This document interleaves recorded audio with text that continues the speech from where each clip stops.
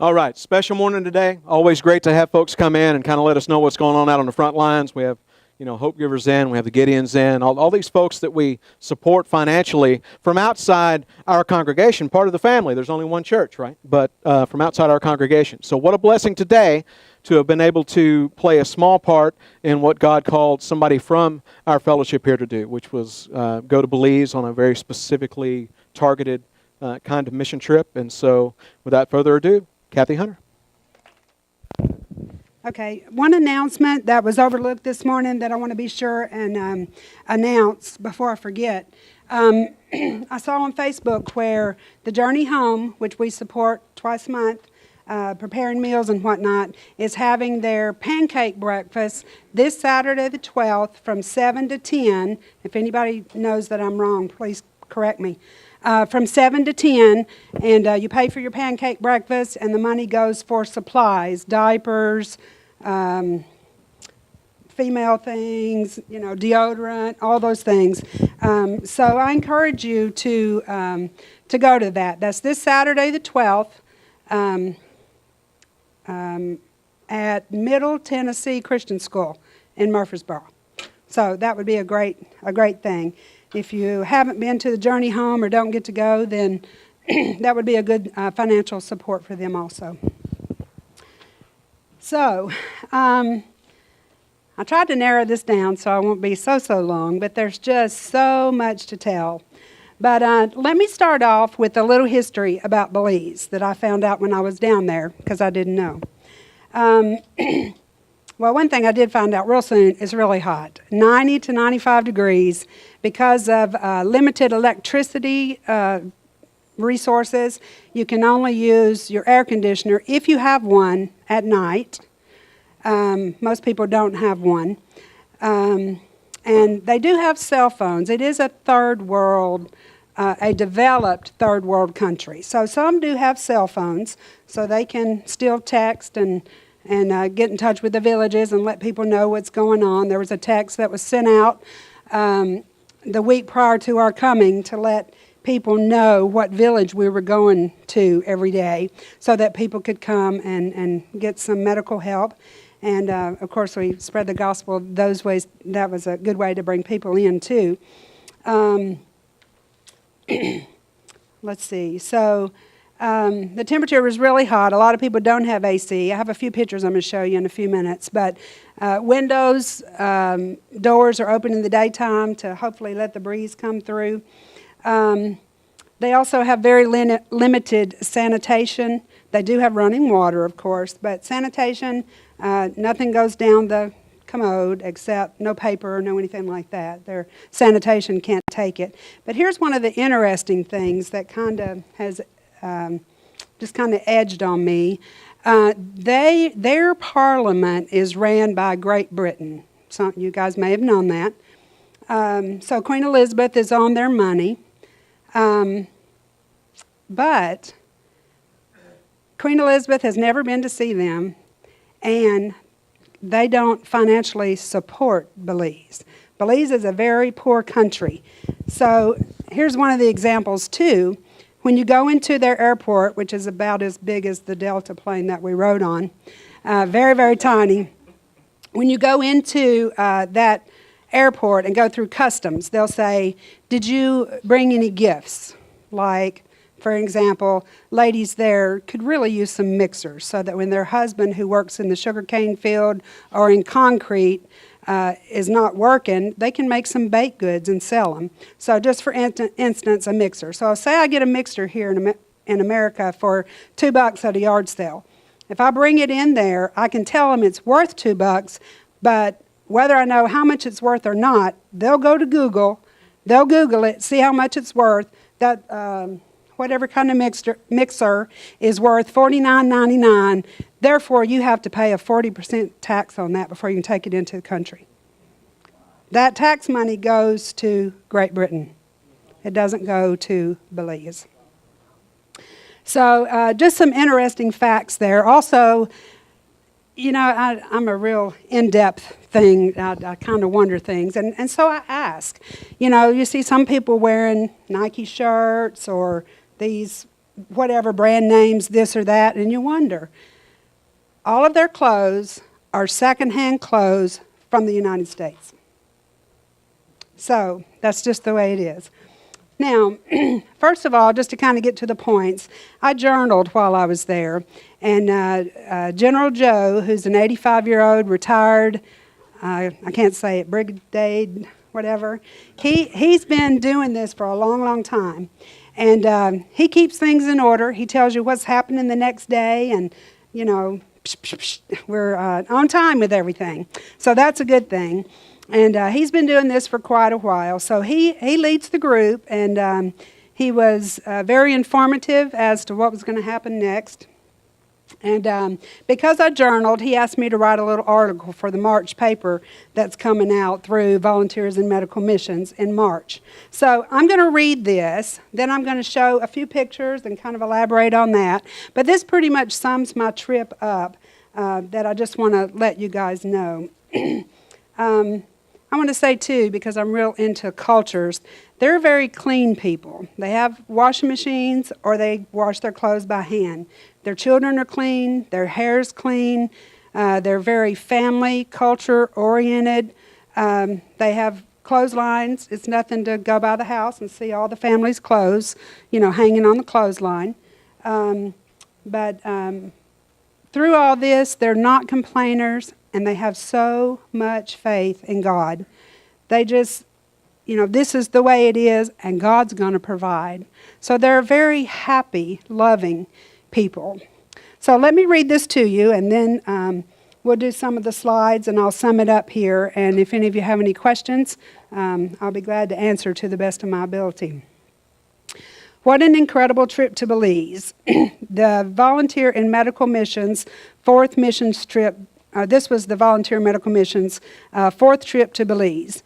Days were filled with warmth and sunshine as our team of 11 met with Edwin and Tirza Leon and their son Elias at Belize City Airport on October 9th.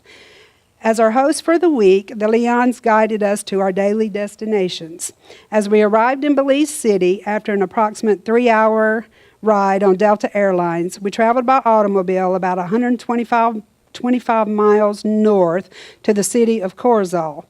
Our hotel/beach house was on Corzal Bay. Now, this was not a hotel/beach house like you'd be thinking. There is no beach, there is no sand, there's only a levee to protect the city. We were assigned rooms, then met in the hotel's conference room to bag and label medications for individual use. We had medications for hypertension, diabetes, parasites, over-the-counter pain medications such as ibuprofen and acetaminophen, eye drops, rash and fungal creams, vitamins, and many more. There were also reading glasses in various strengths to be bagged, ready for the distribution to the needy. Sunglasses were available in many styles also, along with moisture eye drops. And I'll tag on to that. There were a lot of men there that, you know, they work outside. And the wind, the humidity, their eyes were starting to droop down with the bottom lid because of no moisture. And of course that can affect your vision and whatnot. So moisture eye drops and sunglasses. The smiles on their face to get to pick a pair of sunglasses. It was awesome. Breakfast and dinner were provided every day by the brothers and sisters of Full Gospel Church of God in Corzal. Every day the menu was different and provided delicious meals alongside delicious Belize coffee. So smooth and tasty. That was one of my favorites. They have the best. Absolutely, absolutely. After breakfast each day, we would have a different team member lead devotion. Then we would travel to a village to minister to the people, spiritually and physically. Volunteers from the Church of God in Caledonia would go ahead of us each day and set up awnings, chairs, and tables for our clinic sessions.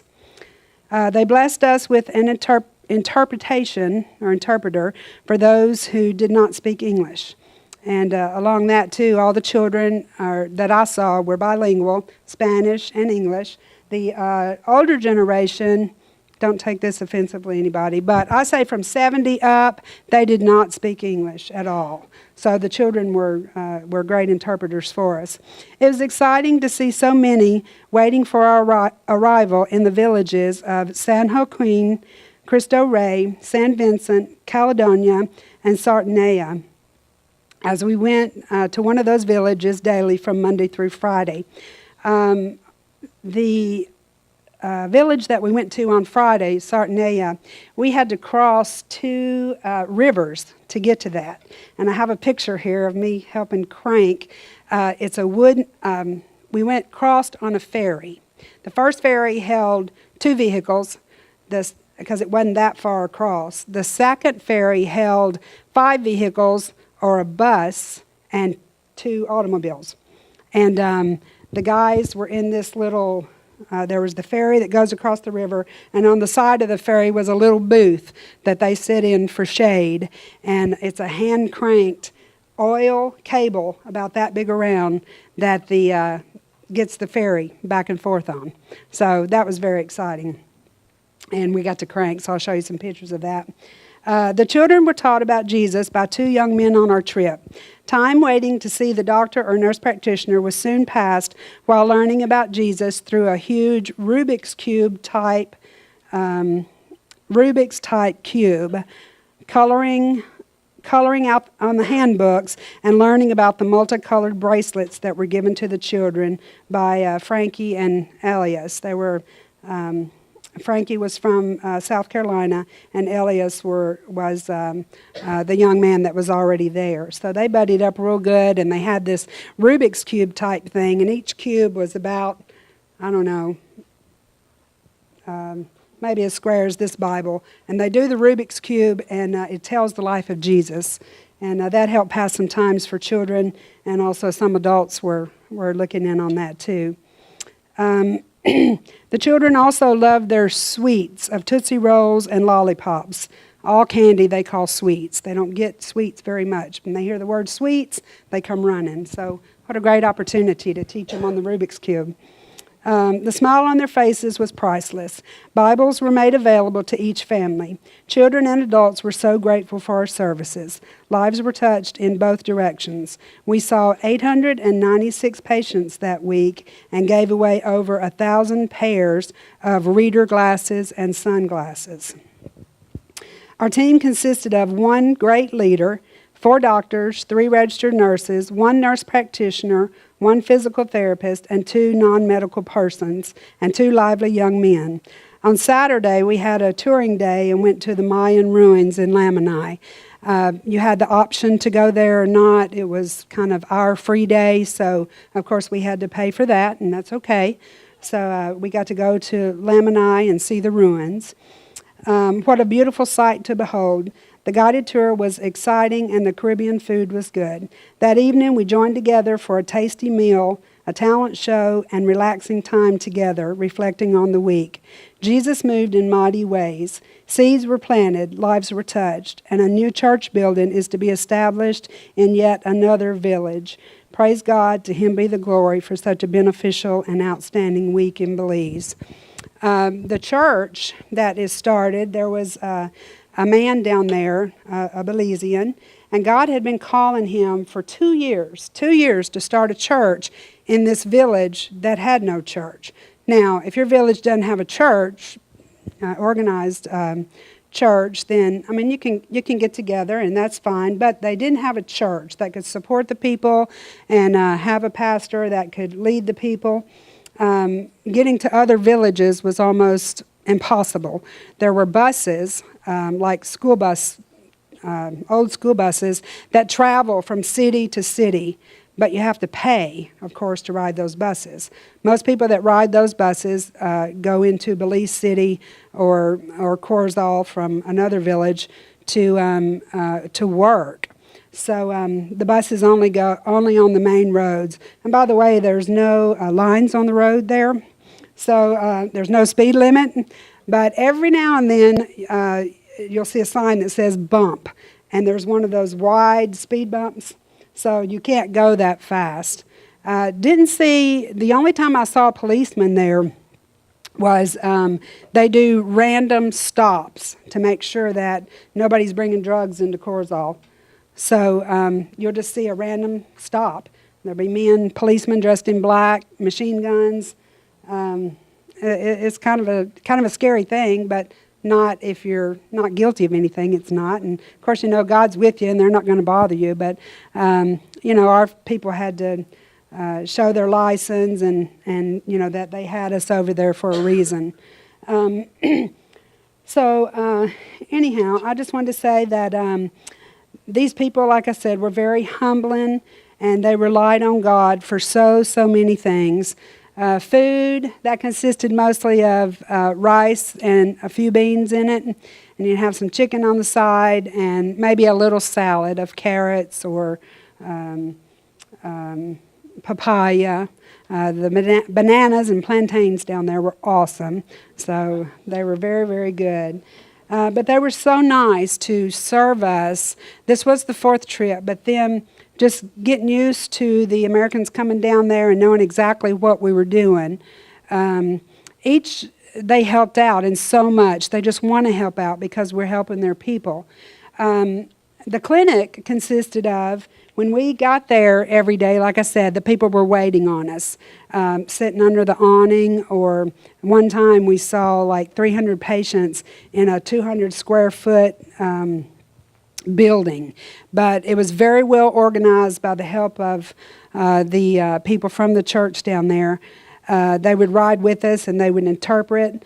And so what they did, they would come into the registration, and they would have a brown paper bag, and they would write their name on it, their age, if they knew if they were allergic to any medications. And then one of the interpreters or helpers would keep their bag. They would go sit in the waiting room. And when the doctor or the nurse practitioner was ready to see them, and their offices, by the way, were each portion of the room with a clothes hanger and sheets on them for privacy. They would call the patient back, take them to see the doctor, and then they would just wait, until they were done. When they got done, they would bring their paper bag out, and the doctor would have written what their diagnosis is and what medications they need.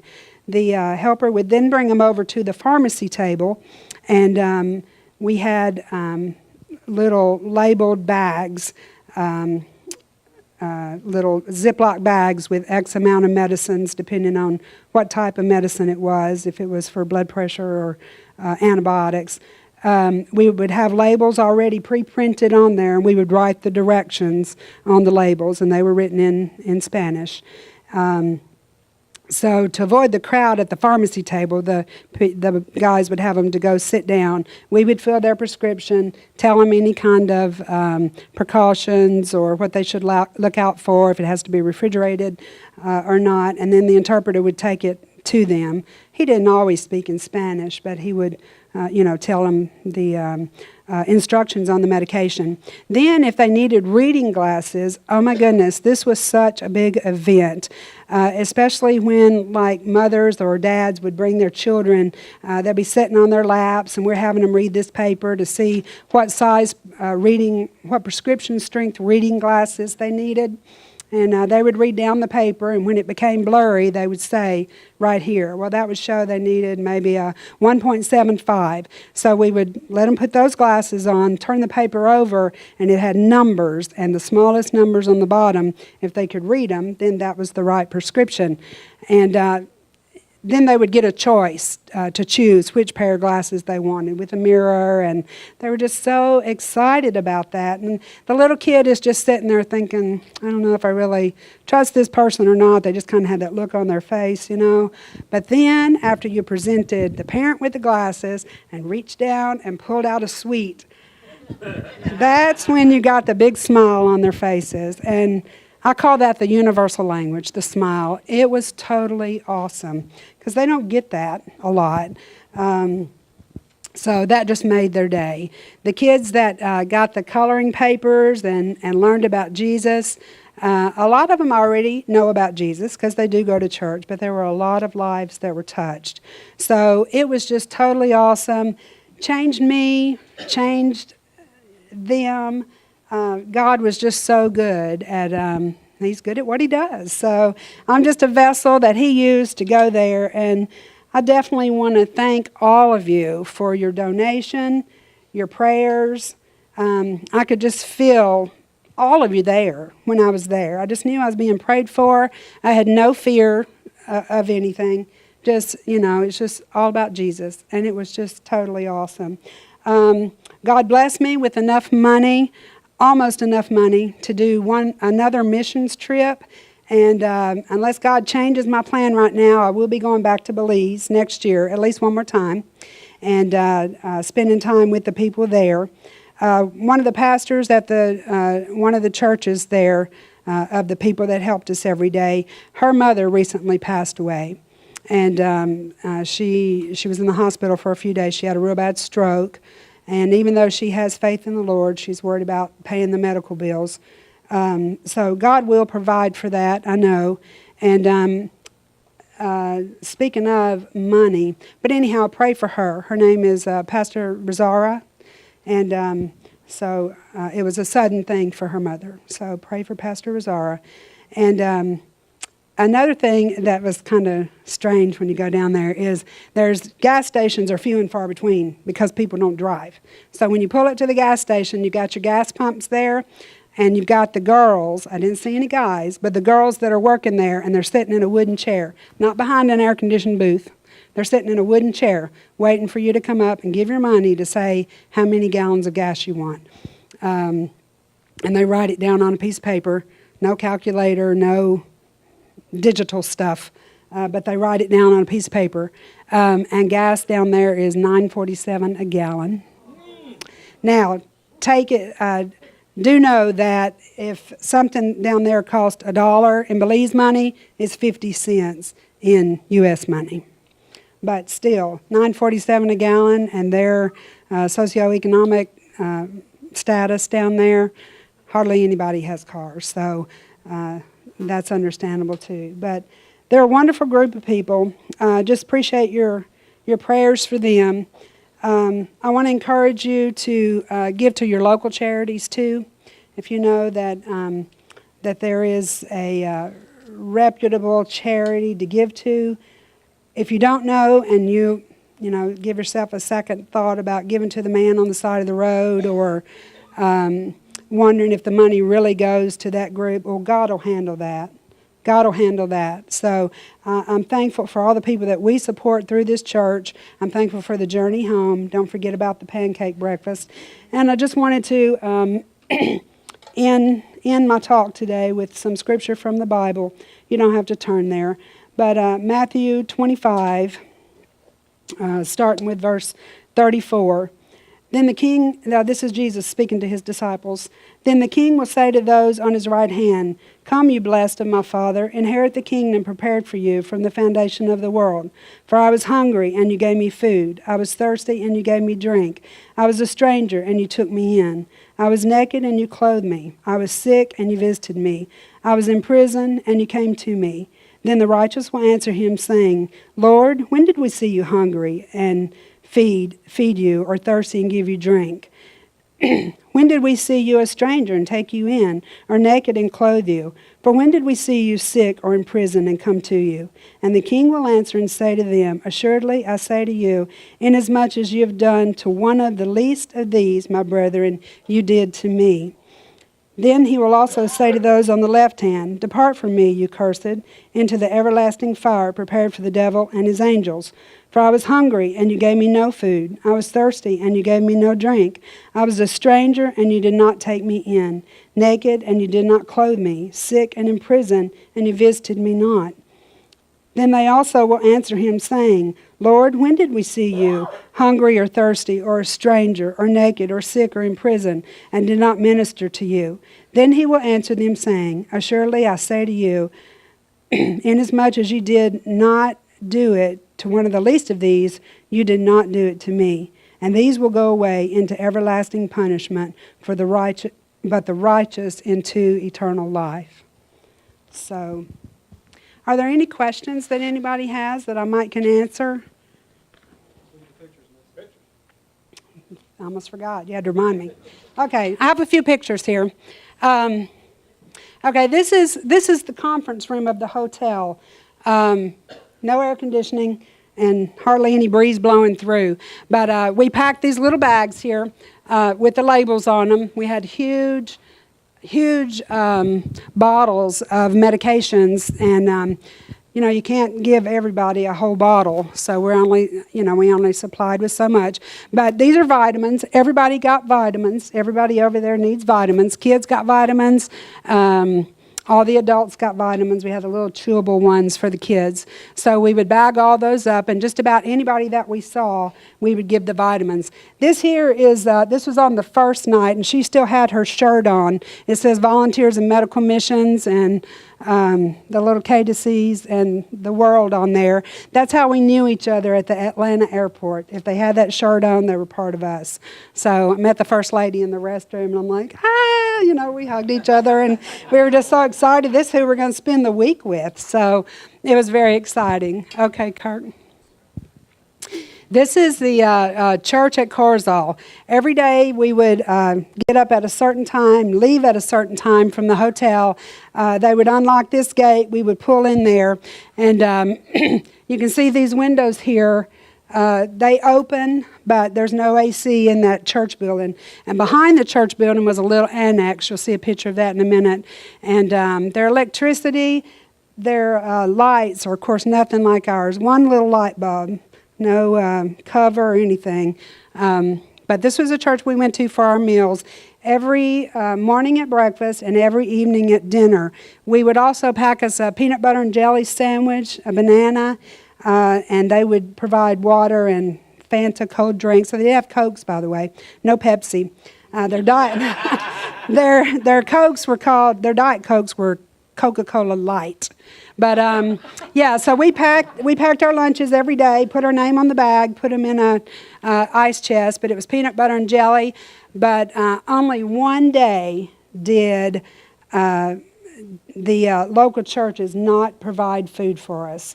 So every day, people at the local churches, we didn't know, but they would prepare lunch for us. So our peanut butter and jelly sandwich we just saved for later or the next day.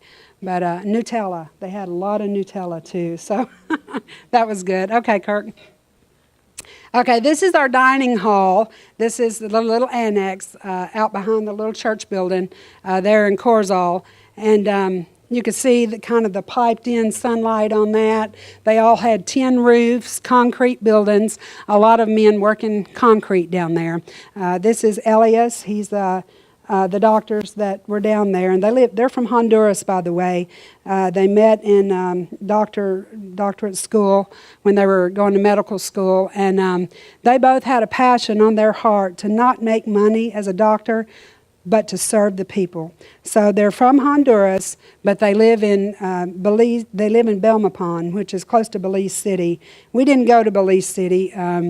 Belize City is highly populated, and since the gangs, the Bloods and the Crips came there, they have a lot of, violence there. So we didn't go to there except for the airport. But this is where we ate our meals every day, and General Joe, of course, made sure the ladies go first. So they had a little buffet table, and we would go through homemade tortillas, Johnny cakes, patties, a lot of different things that I had never heard of. But bread, rice, and beans. Bread, rice, and beans. And a little piece of chicken. They did have chickens. So, okay, Curtin. This is Edwin and Tirza, the doctors that were there. Everybody there went by a first name. You didn't go by Dr. whatever, or you didn't go by your title. We were all there as children of God, and Edwin and Tirza were our guides and their son, and they're just awesome. Our team works so good together, and I didn't tell you kind of about a preempt of the team, but I think I told most of you that when I was talking about donations, that God called me to go. I didn't know which group I was going with or anything, but God brought all of that to fruition. We had to have a residence check to make sure that our home hadn't had any violence or anything like that. A notarized letter from your city. And I had to have a reference letter from Pastor Kent, and he did pretty good. He prayed about it for a long time. But they really check you out good just to make sure you're safe for the company, safe for the children. And Edwin and Tirza, they have to do a lot of stuff preparing for us to come over there, for their government to allow us to come. So, the medicine thing is kind of the get-inner. That's how you kind of get in. But they know that we are Christians too, and that we will be speaking about Jesus. So I didn't finish my story. I kind of got off track a while ago. But the guy that God had been calling him for 2 years to build a church in a village that had no church building, that didn't have that support and whatnot. And from our trip and him coming to one of the villages, he saw what the U.S. people were doing spiritually and medically to help the people there. And God told him, now is the time. So God laid that on his heart while we were there from just being an example. And he made a commitment to build a church in a certain village. I don't know the name of it, but that does not have a church. And when you're in that village, I mean, it's not like the coast, that tourists go to and whatnot. It's just, well, let's go on and see this, and you'll see the houses and whatnot. Okay, this is the 200-foot building that we were in to serve the people. This is General Joe's wife. She had to check out at the end. They'd have to take that paper bag to her, and she would have to record for the government what medications we distributed and to whom. So they had to keep a record of all that. So there is a lot involved as far as the government goes to get in and do something like that. One of the nurse practitioners over here, she was seeing one of the children, and she saw some children sometime, and they didn't necessarily need that privacy that the adults might need. Of course, they don't have HIPAA either, but we try to make everything privacy and protected. So this was just one of the buildings. These are the windows that are on most of the houses. You open them in the daytime. You pretty much close them for privacy at night. You endure the heat.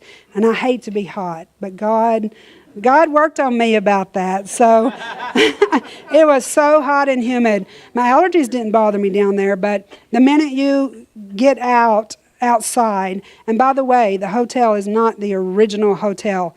They have a little restaurant downstairs, which is outside, open to, the outside. Then you go to the check-in desk, open to the outside. You go up the stairs to your hallway, open to the outside. And the only time, I may have said this, I'm not sure, the only time you can have air conditioning, if you're lucky enough to have air conditioning, is at night. The only time we had AC was at night and in the van. So if they're lucky enough to have the air conditioner, that's when they would have it. But otherwise, they would pretty much close their windows at night and have some fans. But it was very hot. You walk outside in 10 minutes, I was just soaking wet. I'm just very hot-natured anyhow. I had to literally pull my pants. I couldn't get up the steps on the van because my pants were stuck to me. I was just sweating so I had to pull my pants up to get up on the van. It's like, here we go, Lord. But it's a good day. It's a good day. So next one. Okay, this is how it was when we would arrive at the different villages. The people that went ahead before us would put up the awnings. They would put up some chairs. In this instance, they brought the pews out of the church building so that people could sit on, and they would get registered. And children crying, not feeling good, upper respiratory was a lot of issues, ear infections. And they did have a pharmacy down there. We realized we didn't have any pediatric antibiotics. So Edwin, the doctor down there, went to a pharmacy and did get a huge box of individual bottles of amoxicillin or something like that, and we pre-constituted them and wrote down the instructions for the babies. We saw 2 Down syndrome children while we were there. Actually, they were middle school, and I gave 2 injections while I was there. One was a big popping dose of steroid for allergies. A lady could barely breathe, and asthma, and then an injection of Rocephin, which is a real strong antibiotic that she had to have there. But they were just so thankful, so thankful. Next one. These are some guys, or maybe girls, that came on their bicycles to get medical help. Like I said, the Texas went out to let people know what villages we would be in each day, Monday through Friday. But some people don't have cell phones, so Edwin, the doctor, had a voice, what do you call it, megaphone? Yeah, megaphone. And so somebody would get in the back of his truck and he would drive down the roads through the village, which the villages weren't that big, and say, medical help at the community center or medical help at the church building. And, they would come. That was word of mouth to let them know that we were there to help and assist. We stopped every day between 12 and 1 or 1:15, but people patiently waited. We go to doctor's appointments, we have to wait over 15 minutes. We're like, what's going on, But these people were so patient, especially if they got there late. They would let us have our dinner, our lunch, and we would have prayer time then too, over our meal, but also over the people. They were well prayed for, and well prayed for in advance, just prayers that they would receive us and our message, and that we would do what God had us there to do. But nothing like them to ride a bicycle. You may see a younger teenager, or you may see an older person riding the bike, and those little kids can sit on that handlebar or sit on that bar and hold on to those handlebars like nobody's business. They got their little legs wrapped around, and you're hitting bumps and everything. Those kids are hanging on, riding, but the roads were terrible. The main road is paved, but the other roads, they were just dirt, a little bit of gravel, holes like crazy. Our vans just going back and forth, and you have to watch out because somebody comes up behind you and wants to pass you, and you're on a different side of the road. It's just, so anyhow, yeah. One of the doctors drove the van, and then we took a truck, and then Sister Tirza's SUV. So, but that's a picture there of people that rode their bicycles in to get medical attention. Next. These are the two young men, and they had sweets, and they had the Rubik's Cube, and the kids would just come there. Word would get out. You give somebody a lollipop or a Tootsie Roll, and they would just go get all the other kids. So it was nothing, to get the kids up there so that Frankie and Elias could do the Rubik's Cube thing and tell them all about Jesus, and it was awesome. Then they gave him a little bracelet, a little beads on a string that I'm sure you've probably seen, the red, green, white, and they tell them the story of Jesus and the Rubik's Cube, but also tell what the colors represented. Red, the blood of Jesus; white, and you can be white as snow; sin was the black one, and they were just so happy to get that stuff and to know, and you would hear them afterwards telling each other, what the colors stood for. It's just something new to them, and just, fill them with the love of Jesus. That was one of our goals. Next. This was the glasses table. So you would have them read this chart and then pick which prescription they needed. And like I said, just so many people were like, wow, I can read now. It's very frustrating. We have a a little stash of reading glasses at our Bible study on Tuesday night in case anybody forgets theirs. So, if you didn't have that little stash and everybody bringing a few extra, it's frustrating when you can't read. Read God's Word and the Bibles. We gave out Bibles, one per family. And they were so excited to get those Bibles, and they were written in Spanish, which most of them did speak Spanish, some English also. But they were so excited to get those Bibles and to have a Bible in their home. Otherwise, they wouldn't have gotten a Bible. But just to have those smiles. Here's a couple little kids that they were just so happy to be there. There's one of the bracelets there that they got, and they were just happy to see us and just happy to get sweets and happy to learn about Jesus. So it was totally awesome. Next. This is a typical house that you see there. This is kind of how the roads are also.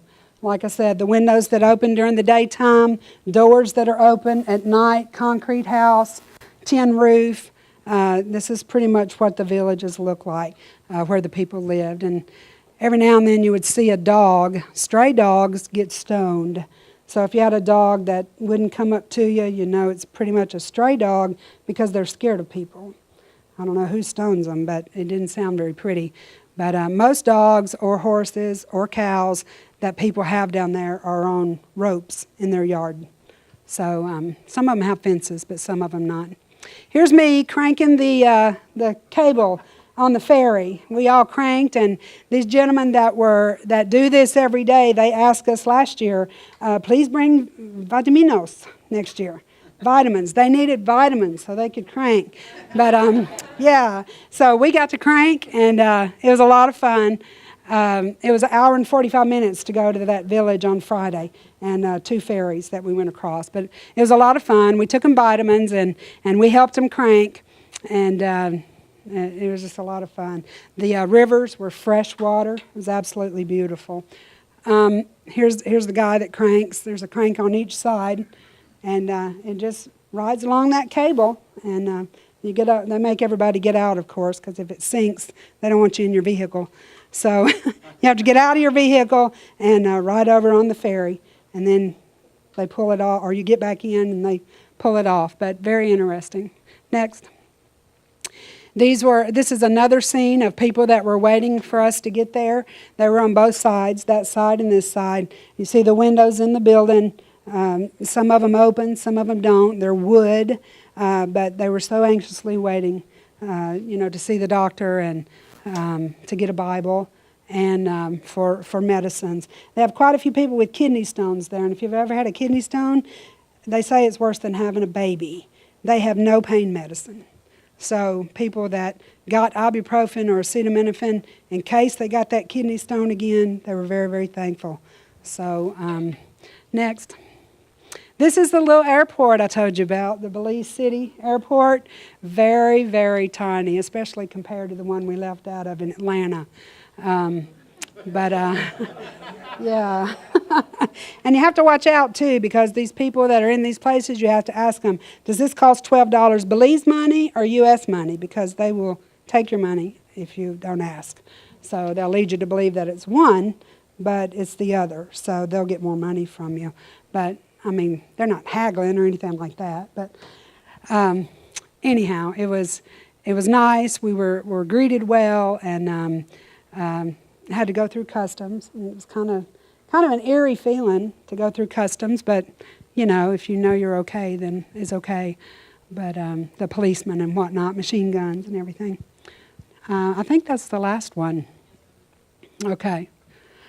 All right. Well, that's my story, guys. If God, if the Lord wills, like I said, I plan to go back next year. Maybe if I go on another one, maybe to Peru or Tanzania through this same organization, because this is the organization that I prayed for, that God sent to me for medical and Christian, that I could minister both and do what I do and do it best. So God bless you. Thank you so, so much for all your prayers, all your donations, and God is good. Thank you. Yes, Kent? Questions? The reason that this is a necessary thing, is that because there's no help available, or because help is too expensive, or there's not enough places for people to go to, or is there just nowhere for them to go to? Well, the medical, there is a hospital in Belize, but they're not like us. They have insurance that covers it. It's self-pay. So, and with their money being more expensive than ours, it's very, very expensive. A lot of people, this is just a fact, we had several people, ladies, that would come in with a diabetic foot ulcer, but they refuse to go to the hospital because they can't pay for it, and they don't want to put a burden on their family. So reaching out medically, like I said, people that have kidney stones, that is tremendous pain, and they have nothing. So even ibuprofen or a Tylenol, acetaminophen, will help ease it somewhat. But they just don't have medical care like we do. So even though they have the churches in there, not everybody goes to church, but they'll come and get some medical help. So as they're there getting medical help, we would pray for them. We would see their, their condition. We would pray for them. And a lot of people were led to Christ that just don't want to get up and go to church, but they come for medical help and just led to Christ in that way. And it's just, like I said, it's a developed third world country, but it's still not that developed. It's expensive. It's very expensive. A lot of people don't work. The ladies bake and sell baked goods. They sell bananas or things that they've grown on their land, which are not many trees, but bananas will make a lot of bananas. So they sell those on the roadside. Some of them have means that they can do some arts and crafts and sell on the side. They do have, by the way, too, public schools and some private schools. Not a lot of people, of course, can afford to go to the private schools. But in the public schools, Edwin and Tirza have done a little missions of their own. It's routine that when you go to school 8 to 12, and then you're out from 12 to 1:30, so you can walk to your home and eat lunch. Or you can bring your lunch, or you can buy it, and it's $5 a lunch there.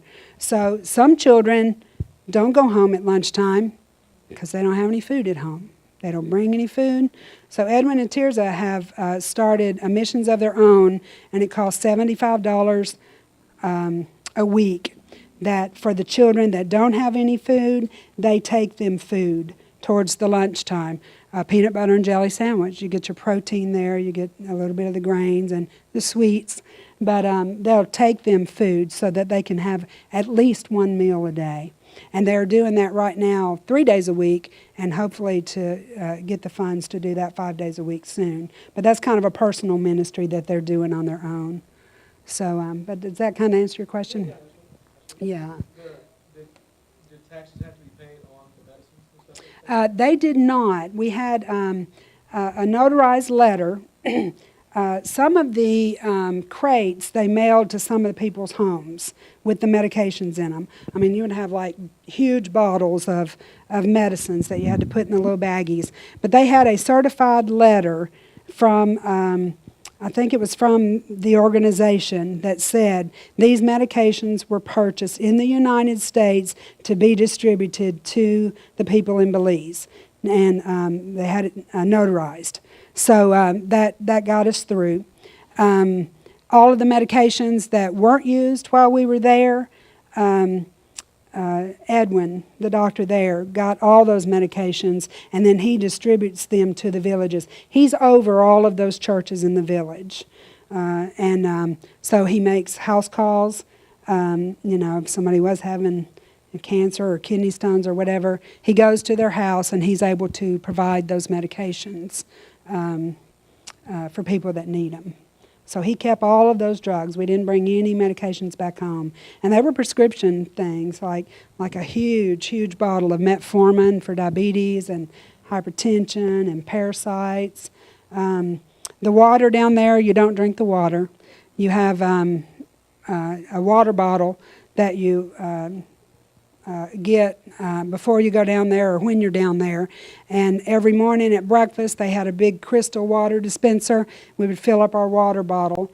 And then every night for dinner, we would fill up our water bottle. And then they would bring a crystal thing along in the daytime in case you needed more water. But you don't brush your teeth with it. People that, you shower with their water, but people that can't afford the crystal light or the crystal water, either their body has gotten used to it or they have parasites. So the parasite medicine, was helpful in that also, because some people just can't afford it.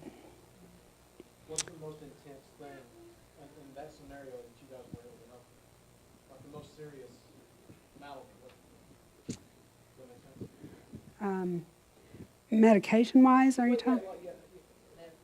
The most serious sickness that you were able to The most serious sickness had to have been the ladies with the diabetic wounds on their feet. I mean, they can't take care of the wounds properly. They get worse each year. They'll either die of infection or, they could go to the hospital and have it amputated, but they can't afford that. So, and they don't want to put a burden on their families. So I think the diabetic wounds were the most. A lot of people had allergies, like I mentioned, the men that work in the fields and outside in the concrete, their lower lids were literally descending down because of lack of moisture and the heat and humidity in the air. So we gave out a lot of eye drops, just moisturizing eye drops and sunglasses to protect them from the sun when they were out in the daytime.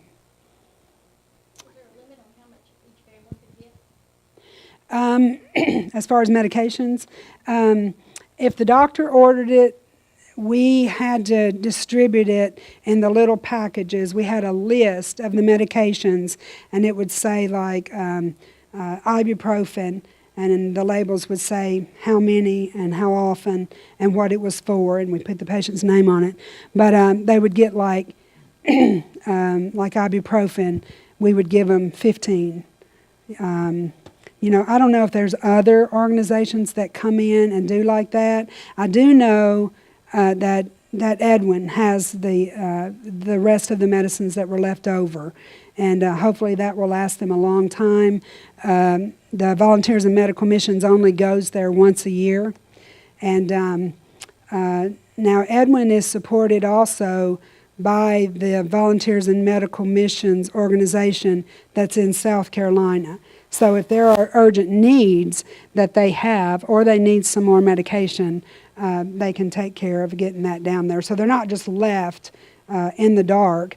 And he can give them a prescription, and they can go to the pharmacist and see if they can afford it. But if they can't afford it at the local pharmacy, then he does, provide with further medications. So it's a real good program. I know people that donate money. I mean, God bless me with just so much money. And like I said, I only need a few $100s to be able to go back next year. If something happened that I didn't use that money that was donated directly to the organization, if I didn't go on another missions trip within 2 years, that money would be donated to provide drugs, medications for Edwin to have to distribute to those people. So it was very organized, very well set up, and it takes him, like I said, almost a year to go through everything that he has to go through for us to be able to come down there and do the missions to them. So, and also Great Britain, they would send military people over. They would do their own roadblocks sometimes, so they would be even more scarier with all this, automatic guns and whatnot. But they want to make sure that no drugs are going into Corzall. So that's a good thing. Belize City, that's a little bit different with the violence and whatnot, since they have the gangs that came there. But like I said, the place we stayed was Corzall, and it's well protected. It's well protected. So that is one thing that Great Britain does do for them, is try to keep away people that might hurt them or keep drugs from coming into the city. Did you happen to experience an actual church service while you were there? I did not. Well, the time we got there on Sunday, they had already had their Sunday service, of course. There was a 3-hour time difference than from here. But a lot of people, point blank, it gets light at 4:30 in the morning. It gets dark at 5:30 in the afternoon. They don't do daylight savings time, and so it's hard for people to travel in the evening to get to the churches. The people that were there from the local churches, they do have Bible study in their home, and they do invite neighbors. It's like anywhere. Some people let their children go, and some people won't. But, you just see people out in the streets, and they're just trusting, and they aren't unhappy people at all. You know, they take what God gives them. They're grateful when people like us come and give them more, or give their children sweets or whatever. It's just such a blessing, just such a blessing. And like I said, I call that smile the universal language. To see one of those people smiling because they got a little piece of candy, a Tootsie Roll, or people that can read. Oh my goodness, that's just such a big thing. And to know that Edwin makes house calls. He doesn't have an office. He makes house calls to different villages and the people that are having problems with their wounds or whatever. You know, he can go there and at least offer some benefit and some service to you know, help them feel better as much as possible. But it was a life-changing event. It was a life-changing event. And without you guys, my family, my friends, my dad's church, you guys, I could not have done that. And it was just totally awesome. I mean, there's so much more to tell, but, you know, when God lays it on your heart to go, Philip used to have this saying before, if he, you know, tells you to, yeah, the California thing, I can't say it, but if he tells you to go, you need to get ready and go. So I started searching, and God just brought all that stuff to me. Finances beyond what I could even believe. I mean, God is just awesome. And if you want to go on a missions trip, God will provide for you, for sure. And I just can't stress the importance enough of, you know, your giving at church, because we give to several, what do you call them? Several organizations. The Journey Home, you know, we're always needing help with that. Even to do that more than twice a month. I don't know the ins and outs of that, but people are so appreciative. And we have so many people around here that are in need, just like the people over in third world countries. You know, I haven't been to places where they don't even have bathrooms or whatever, but this was a good first time missions trip, just to see how fortunate we are and how God has blessed us so much in the United States with so many things. You know, we hardly ever want for nothing or need for nothing. You know, I told Keenan one time, you know, God has given you, God is your Father, He's your Heavenly Father, and He's given you everything you need and most everything that you want. So it's just one of those situations, you know. So just be thankful. Just be thankful. God is good. And thank you all again so much. Any other questions? Anybody? You're welcome. I know I'm a big talker, but it's just, like I said, there's just so much to share about it. You just, you know, being there was one thing. Hearing about it is, you know, is awesome. But being there and seeing those people so happy and so appreciative, and their faith and humbleness in God, because they know no matter the Queen doesn't come over there, and, you know, God is going to provide for them. And He does. He does. Thank you.